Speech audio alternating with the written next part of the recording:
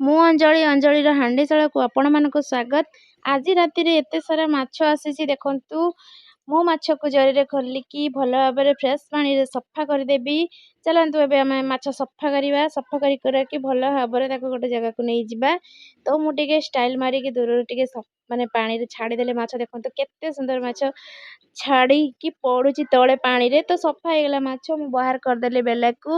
ସଫା କରିକି ଭଲ ଭାବରେ ପୁଣି ଟିକେ ଷ୍ଟାଇଲ୍ ମାରିକି ରଖିଦେଲେ। ଏବେ ଟିକେ ଷ୍ଟାଇଲ୍ ମାରିକି ଲୁଣ ପକାଇଦେବା। ସେଥିରେ ସ୍ୱାଦ ଅନୁସାରେ ଲୁଣ ଆଉ ହଳଦୀ ଗୁଣ୍ଡ, ଲଙ୍କା ଗୁଣ୍ଡ ଦେଇକି ମୁଁ ଆଜି ମାଛ ଭଜା କରିବି।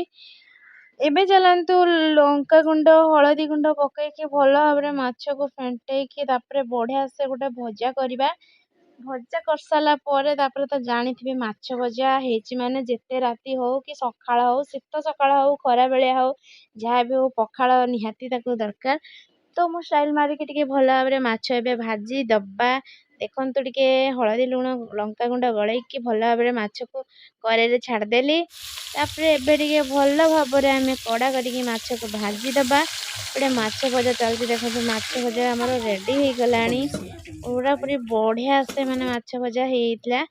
ଏବେ ମୁଁ କ'ଣ କରିବି ନା ସେଥିରେ 4-5ଟା ଶୁଖିଲା ଲଙ୍କା 3-4ଟା ପକାଇଦେବି। ମୁଁ ଲଙ୍କାକୁ ଟିକେ କଡ଼ା କରିକି ଭଲ ଭାବରେ ଭାଜିଦେଲି। ଭାଜିକି ଥାଳିକୁ ବାହାର କରିଦେଲି ଆଉ ଘର ଲୋକକୁ ଖାଇବା ପାଇଁ ଦେଇଦେଲି। ତାପରେ ମୋ ପାଳି ପଡ଼ିଲା।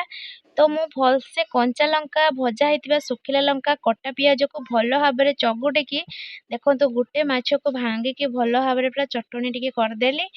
ତାପରେ ଝିଅର ମୋର ବସିଗଲୁ ପଖାଳ ନେଇକି। ଏବେ ପଖାଳ ଲୁଣ ଫେଣ୍ଟାଇ ଦେଇକି ଖାଇବା। ଆପଣମାନଙ୍କୁ ଯଦି ଏଇ ରେସିପି ଭଲ ଲାଗିଥାଏ ତାହେଲେ ଜଲ୍ଦି ଜଲ୍ଦି ପଳେଇ ଆସନ୍ତୁ ଆମ ଘରକୁ ଖାଇବା ପାଇଁ।